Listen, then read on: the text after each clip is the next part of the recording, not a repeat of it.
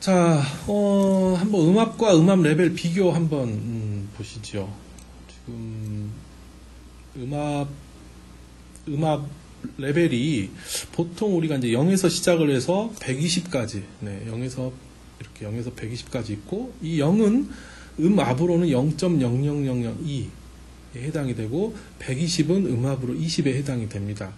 그래서 오른쪽 표를 보면은 우리 주변의 소리와 음압 레벨의 이제 소리 크기가 있어요. 보통 보통 말하는 건 한 60dB 정도. 그 다음에 큰 소리로 말을 할 때는 한 70dB 정도. 아주 우리가 보통 사무실에서 나는 소음 정도 50dB, 조용할 때 40. 네. 아주 엄청나게 조용하면 뭐 20dB 정도 이렇게 될 거고요. 90dB 정도면은 이거는 지하철 속이라든가 아주 음악을 크게 들을 때 소리입니다. 80dB 정도면 전화가 좀 잘 안 들리는 시끌시끌한 정도. 100이면 아주 시끄럽고, 110은 악쓰는 소리. 120 정도 되면 이제 귀가 아플 정도 되고요. 130이나 140 정도 되면 이제 귀가 좀 위험해지는 그런 순간이 됩니다. 네, 이게 이제 우리 주변에서 일반적인 소리 크기고요. 자, 그럼 이 음압 레벨 가지고 이제 앞으로는 얘기를 할 거예요. 음악 레벨이 바뀌었을 때 사람이 얼마나 느낄 수 있는가 하는 거 보겠습니다. 1dB 소리가 커졌어요. 만약에 1dB 커지면 이거는 우리 아무 변화 못 느낍니다. 3dB 정도 돼야지 소리가 약간 커졌구나 또는 작아졌구나 느낄 수 있고요. 5dB 정도 되면은 모든 사람이 변화를 확실하게 느낍니다. 그리고 10dB이 바뀌면은 이 소리 크기를 2배의 크기로 느낍니다. 즉 70에서 80dB이 되면은 소리가 2배 커졌구나. 반대로 70에서 60이 되면 소리가 반으로 줄었구나. 이런 식으로 느낀다는 거죠. 그래서 이 레벨 변화에 따른 지각의 정도 또 알아두시기 바랍니다. 자, 그 다음에 우리가 이제 제일 많이 쓰는 게 음압 레벨인데요. 좀 그것과 비슷한 것들이 이제 몇 가지가 있어요. 자, 먼저 음의 세기 레벨이라는 게 있는데요. 음의 세기. 음의 세기는 음의 진행 방향과 수직인 1제곱미터의 평면을 1초 동안에 통과하는 음의 에너지입니다. 이거 뭐 공식이 복잡하긴데 이 공식은 뭐 아실 필요 없고요.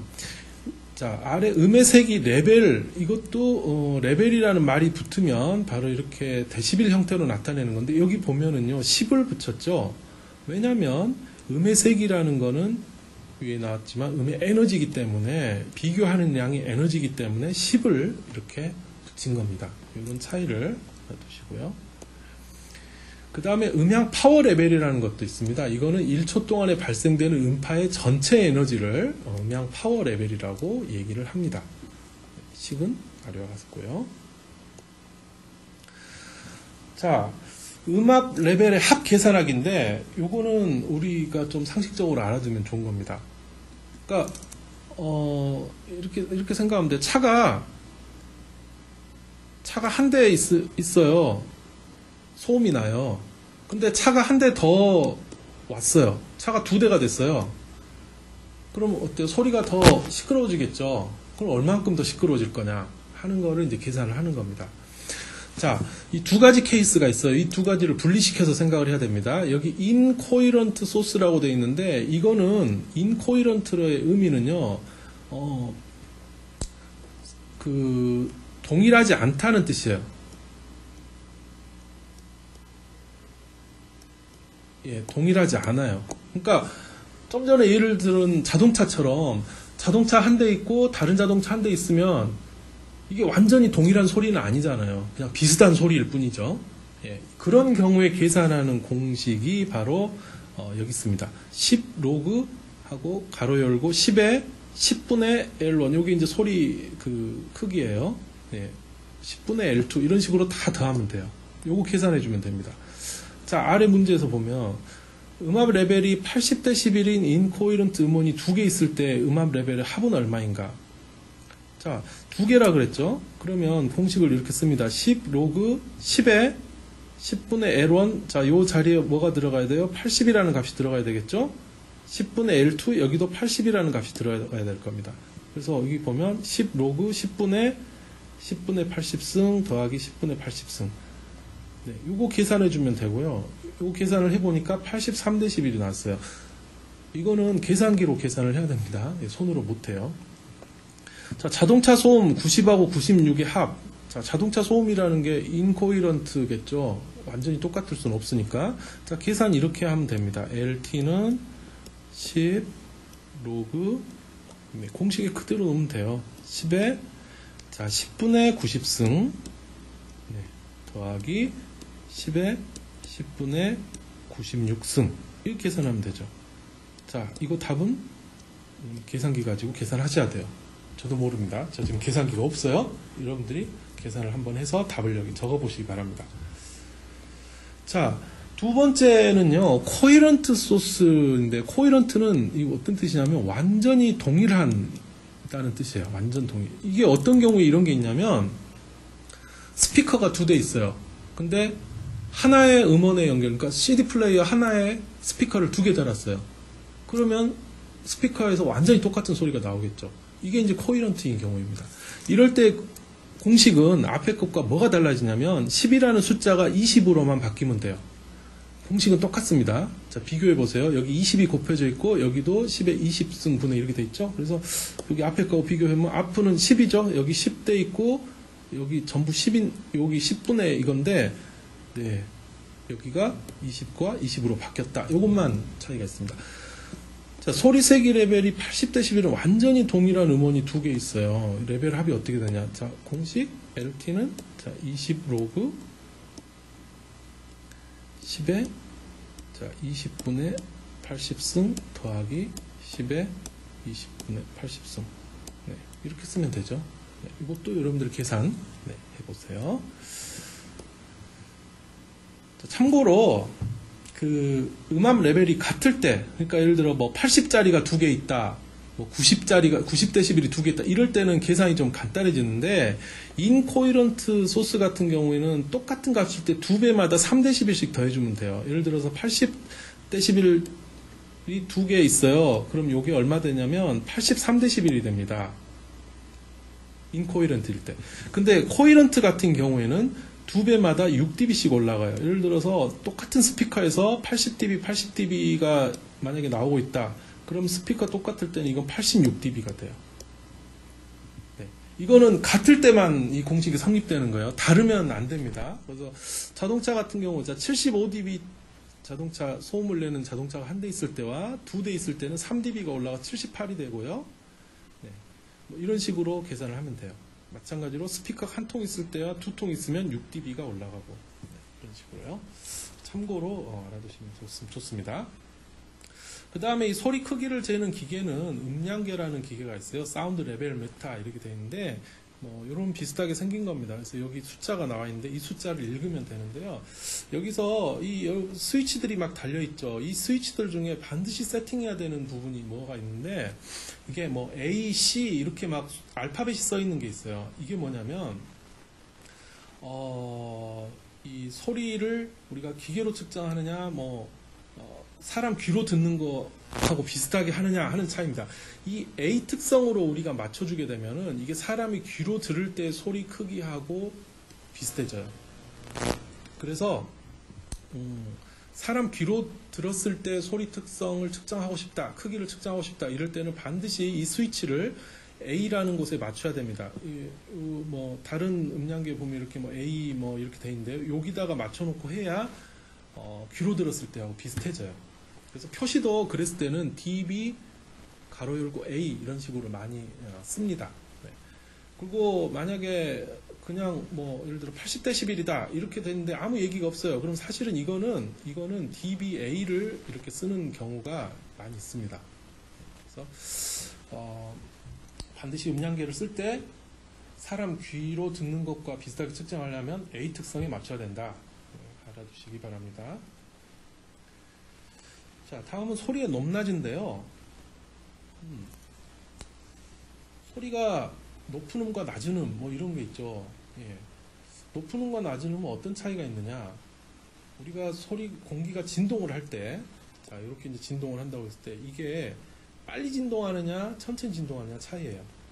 이렇게 천천히 진동을 하면은 이거 보고 우리가 이제 주파수가 낮다라고 표현을 하고, 이렇게 빨리 진동을 하면 주파수가 높다라고 표현을 합니다. 정확한 의미는요, 주파수의 정확한 의미는 1초 동안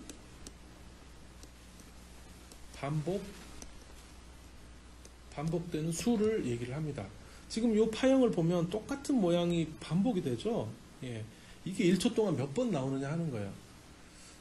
단위는 헤르츠라는 단위를 쓰는데요. 자, 예를 들어 300헤르츠다. 이거는 1초에 동일한 모양이 300번 반복됐다. 이런 의미입니다. 이게 이제 주파수의 정의인데요. 소리의 높낮이하고 이 주파수는 관계가 돼요. 그래서 주파수가 높다, 즉 공기가 진동을 하는데 높은 주파수로 진동을 한다. 그러면 이거는 높은 소리가 되는 거고, 낮은 주파수는 낮은 소리가 됩니다. 근데 피아노 건반 같은 경우도 보면은 여기 숫자들이 써 있는데, 이 피아노 건반의 각 음마다 해당되는 주파수들이 있어요. 그래서 숫자가 1이 가면 갈수록 주파수가 높아지죠. 더 높은 음이 나니까 주파수가 높아지는 겁니다. 이게 이제 주파수와 음의 높낮이와의 관계고요. 이 주파수를 얘기를 할 때 꼭 같이 따라 나오는 게 주기라는 말이 있습니다. 주기. 자, 주기는 한 사이클을 반복하는데 걸리는 실제 시간을 주기라고 하고, 단위는 초를 사용을 합니다. 주기하고 주파수는 서로 역수관계예요. 즉 여기서 T와 F가라고 있었는데, T는 이제 주기를 우리가 얘기를 하는 거고, F는 주파수를 얘기를 합니다. 그래서 주기의 단위는 초예요. 초. 주파수는 헤르츠. 두 개가 역수니까 이렇게 생각하면 돼요. 1kHz 소리의 주기가 얼마냐? 1kHz의 주파수, 즉 F가 1kHz니까 1k라는 거는 1000이죠. 즉 1000Hz라는 얘기거든요. F가 1000일 때 T가 얼마냐 하는 거예요. 그래서 T는 1000분의 1. 이건 0.001초고, 이거는 우리가 1mS 이런 식으로 표시를 할 수가 있죠. 자, 반대로 주기가 0.05초인 소리의 주파수는 얼마냐? 자, F 주파수는 주기분의 1이죠. 네. 그래서 이렇게 되면 직접 해보시고요. 단위는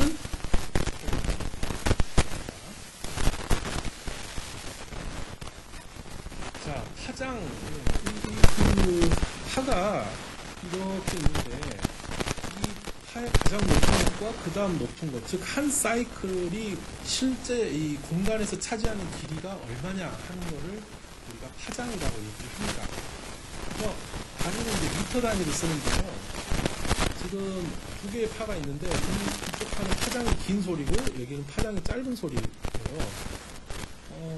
파장이 긴 소리는 장애물이 있어도 잘 통과하거나 잘 넘어갑니다.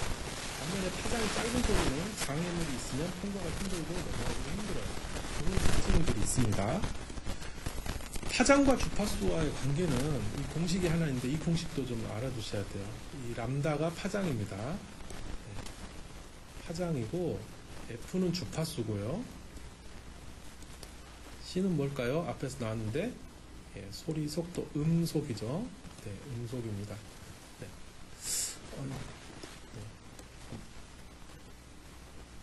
이상하게 써졌는데요. 네, 소리 속도, 네, 음속. 네. 이 공식은 외워두시고 여기다 이제 집어넣어서 계산을 하면 돼요. 음속이 340m일 때 1kHz 소리의 파장은 얼마냐?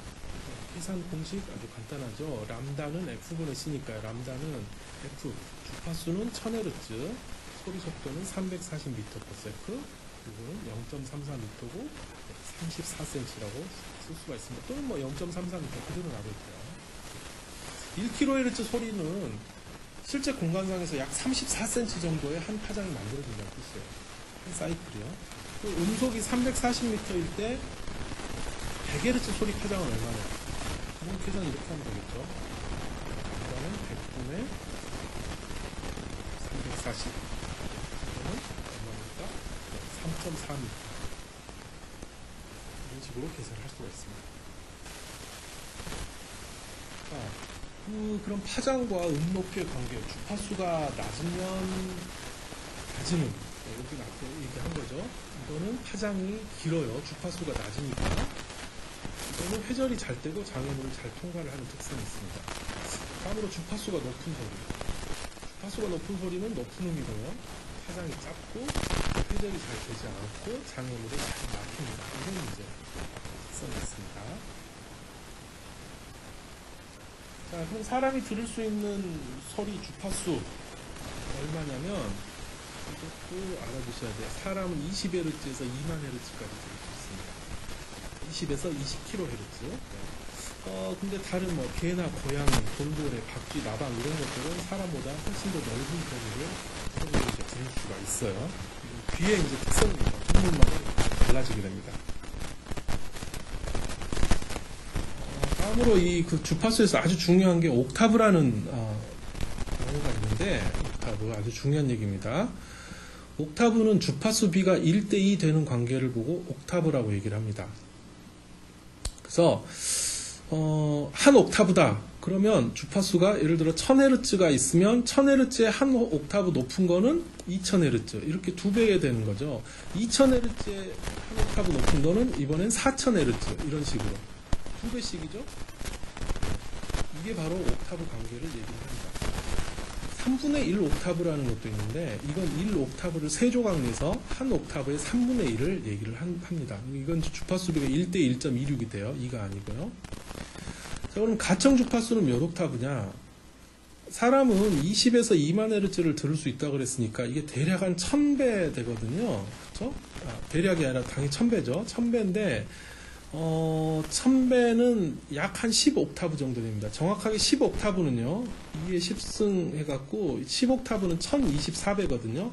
대략 한 1000배니까, 우리가 10옥타브. 사람은 10옥타브를 들을 수 있다. 이렇게 표시를 할 수 있고, 우리가 이거를 디케이드라는 말로도 표시를 하는데, 디케이드는 10배 보고 디케이드라고 그래요. 그래서 3옥타브, 이렇게도 표시를 합니다. 사람의 가청 주파수는 대략 10옥타브다.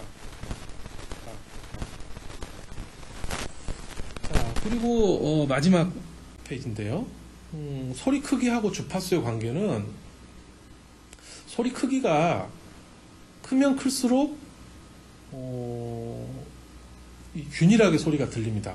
근데 소리가 작으면 예를 들어서 낮은 레벨 같은 경우는 귀의 감도가 이렇게 떨어져요. 그래서 저음과 고음이 중간음에 비해서 더 잘 안 들립니다.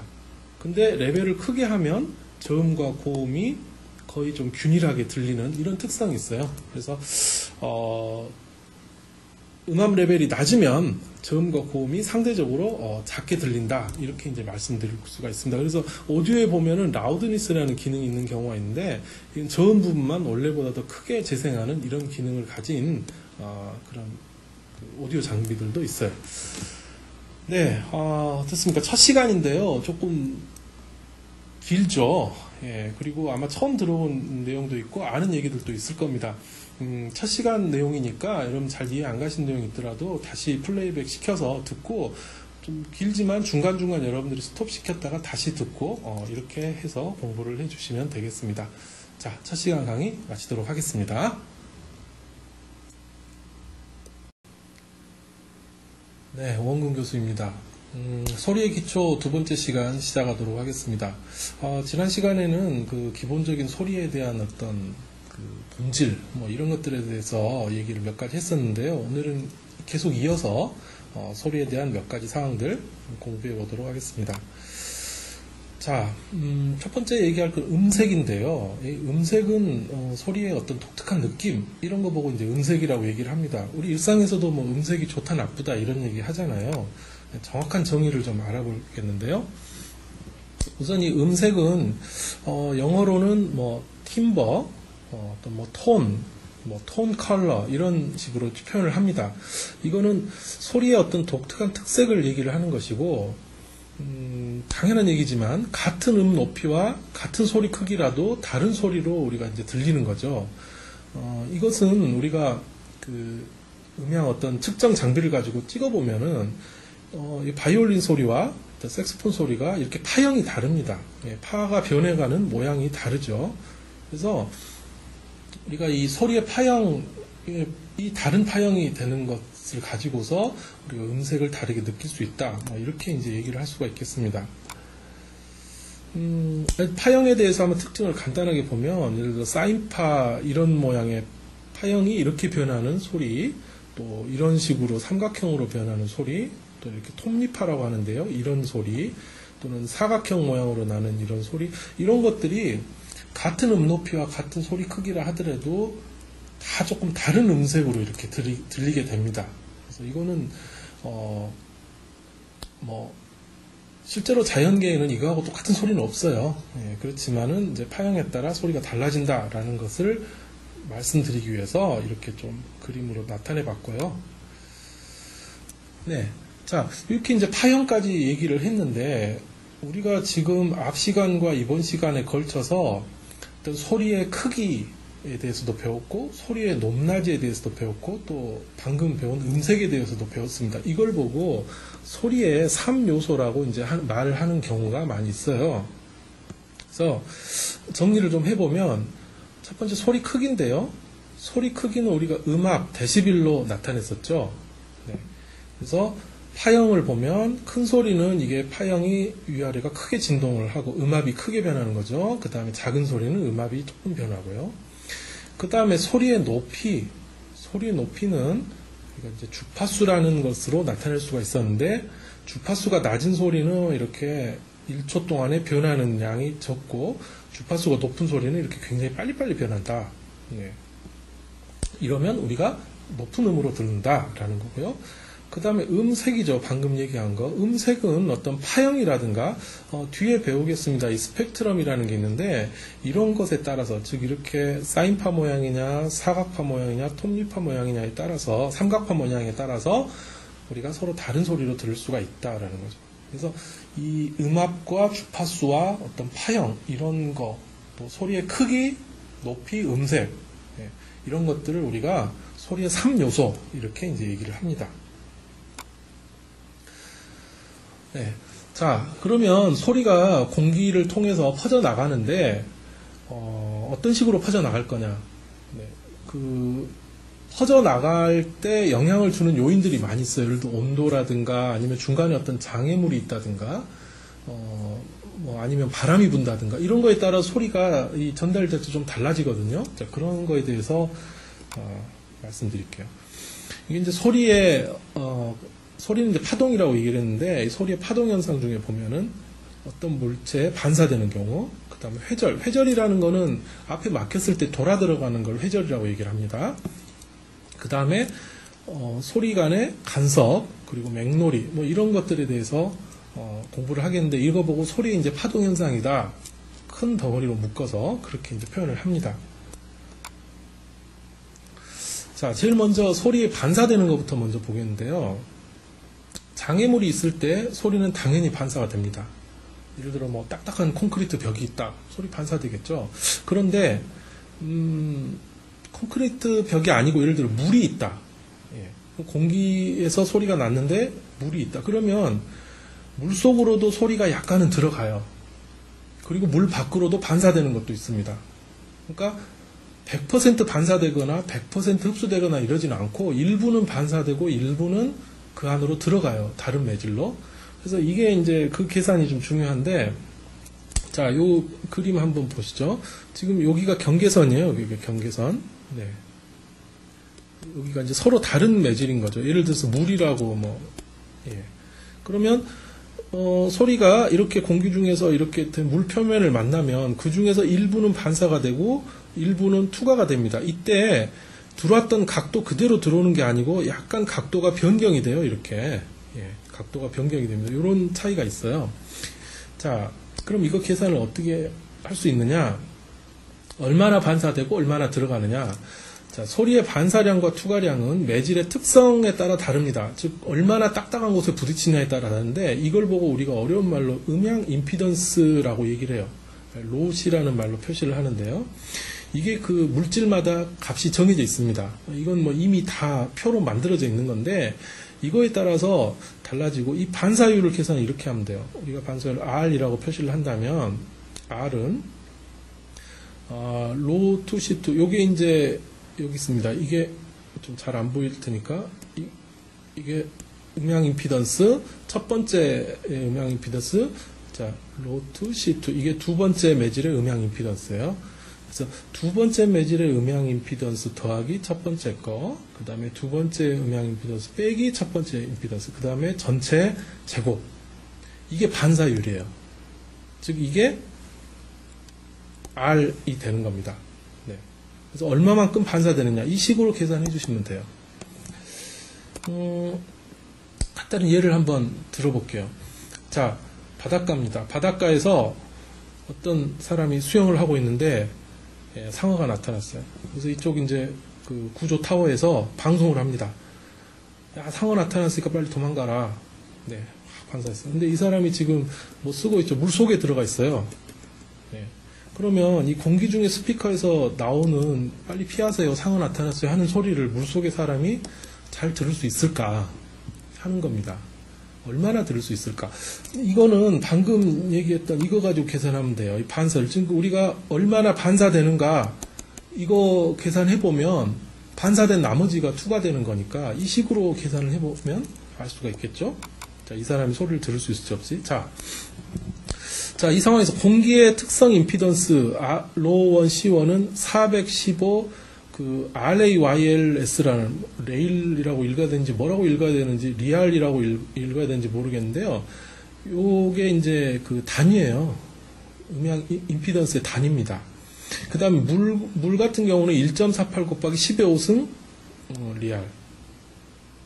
요거 좀 어떻게 읽는지 여러분들이 좀 찾아서 좀 알려주세요. 이게 발음을 어떻게 해야 될지 모르겠어요. 레일인지 리알인지요. 예. 자, 그럼, 자, 이 상황에서 계산을 한번 해보면 이렇게 되는 거죠. 지금 현재 여기가 물속이고요. 여기 스피커에서 소리가 이렇게 나옵니다. 자, 이게 사람이 지금 이 안에 이렇게 있어요. 네, 그리고 상어가 여기 이렇게 있는데, 네. 그럼 이 소리가 이렇게 돌아서 얼만큼은 안으로 들어올 거고 얼만큼 밖으로 나갈 거예요. 그 밖으로 나가는 거 계산을 이렇게 R로 계산을 할 수가 있는 거죠. 예, 반사율. 네. 자, 요 식에다 그대로 집어넣어보면 1.48 곱하기 10의 5승 더하기 415 분의 1.48 곱하기 10의 5승 빼기 415가 될 겁니다. 자, 요거 답이 얼마가 나오겠죠. 제가 얼마인지는 잘 몰라요. 계산기로 계산을 해보세요. 근데 이 값은 0에서 1 사이 값이 나와요. 네. 1은 완전히 반사되는 겁니다. 완전 반사되는 거. 0은 전혀 반사가 안 되는 거예요. 그렇죠? 그러니까 이 값이 1에 가까울수록 완전히 반사가 돼버린다. 0에 가까울수록 물속으로 다 들어간다. 이런 얘기입니다. 그럼 이 값이 얼마가 나올지 여러분들이 계산을 해가지고 네, 한번 보세요. 물속으로 얼마만큼 소리가 들어갈지요. 네, 이건 여러분들한테 맡길게요. 자, 그럼 이 음향 임피던스를 가지고 반사율과 투과율을 계산을 할 수가 있다고 했는데, 이 로C라는 게 사실은 매질의 고유 음향 임피던스라고 얘기를 하고, 로는 매질의 밀도, C는 음속을 얘기를 합니다. 이 음향 임피던스 차이가 클수록 반사율이 높아집니다. 그러니까 그 아주 부드러운 매질에서 딱딱한 매질로 간다. 그러면 반사가 많이 된다. 이런 거죠. 반대도 마찬가지예요. 차이가 클수록 반사율이 높아집니다. 그래서 소리가 많이 투과가 되기 위해서는 두 매질의 음향 임피던스가 같거나 비슷해야 됩니다. 그래서 차이가 날수록 반사가 많이 된다. 이런 얘기고요.